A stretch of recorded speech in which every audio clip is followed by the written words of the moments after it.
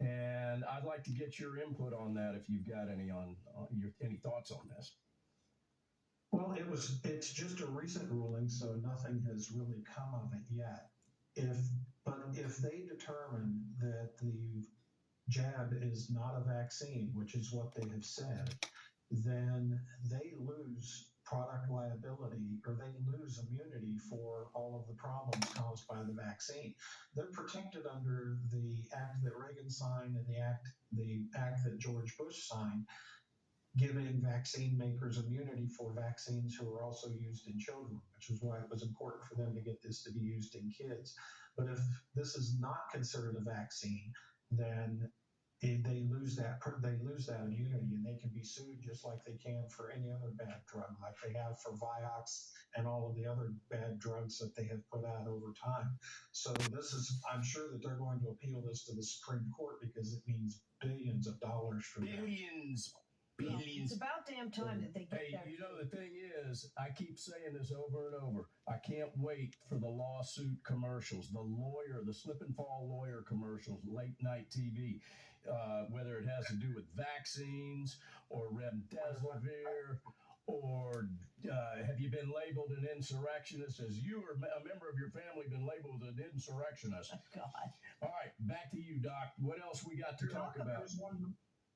There was one more big court case that didn't make everybody's news, and that is the Association of American Physicians and Surgeons sued three medical boards: the American Board of Internal Medicine, the American Board of Family Medicine, and the American Board of Obstetrics and Gynecology for taking physicians' license and credentials when they spoke out against all of these COVID things and spoke against the narrative. And they said it was censorship and it was against them.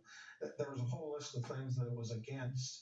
And they have now won in court, and their lawsuits directly against the government and directly against these three medical organizations are allowed to go forward.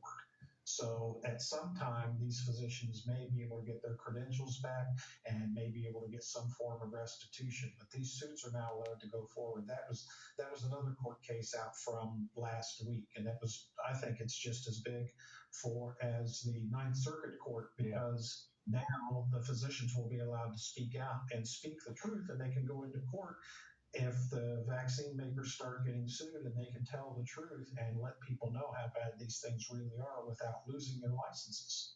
And that's similar to what's going on with the lawyers, with Trump. They're going after all the professionals to shut them up. And again, if it goes on for 3 or 4 years, though, lives are ruined. And then they say, oops, sorry, which is essentially what Fauci did. In front of Congress. Well, we just kind of made up the 6-foot rule. I mean, I call it the hypocritical oath, because that's pretty much the only oath that this guy follows. Talk about the bird flu. It takes 4 years. It takes 4 years for this to come out. It's going to take another 4 years to get through court, and all the damage will be done, and they'll have all the money squared away. Yeah. And kids are, think of what kids are going through. Little kids who only know this 6-foot distancing, wearing this mask, or older high school children. and college kids that never got to actually graduate. Have a graduation or a prom. Listen, I want to change direction.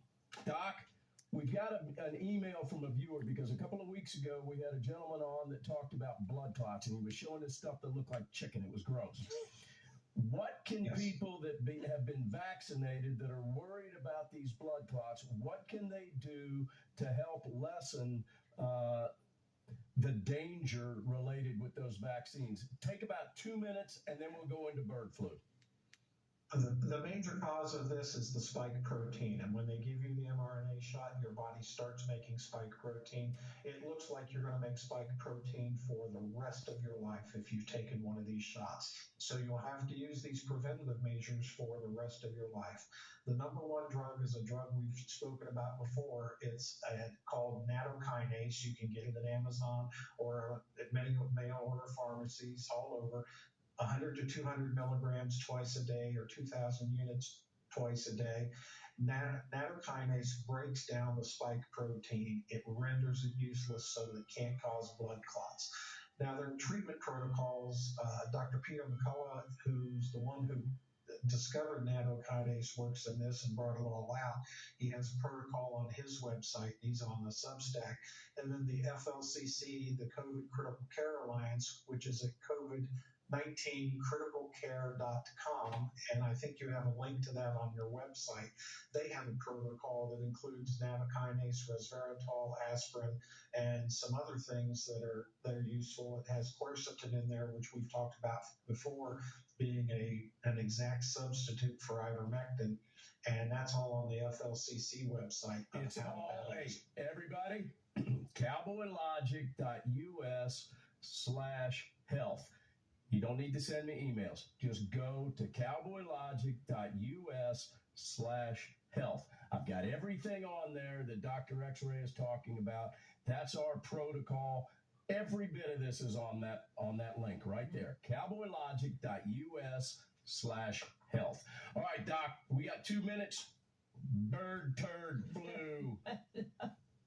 Well, the bird isn't taking off. They aren't getting the death and the fear that they thought they wanted to. Even Deborah Birx came out the other day and said that they need to start PCR. Remember the PCR test? They need to start PCR testing every cow, every horse, every parent, every person that works around this so that they can know, quote, exactly how many people are infected. And we know how they can use that to create a crisis. But why on earth would anybody trust her in the first place when she wrote a book admitting how she lied to everyone, how she fooled everyone, and how easy it was because everyone was so gullible, and now she's out again saying, oh, we need to do this. And the government is considering forcing vaccination of all animals and all people who work around animals to prevent a bird flu outbreak. But right now, that's not happening.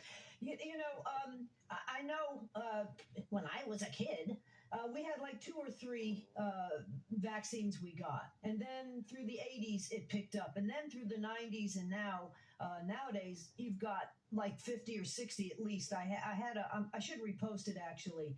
You mentioned, though, which I found pretty unbelievable, that the majority of kids, like sudden infant death syndrome, went down during COVID because less kids were getting their vaccines. That's something we should notice.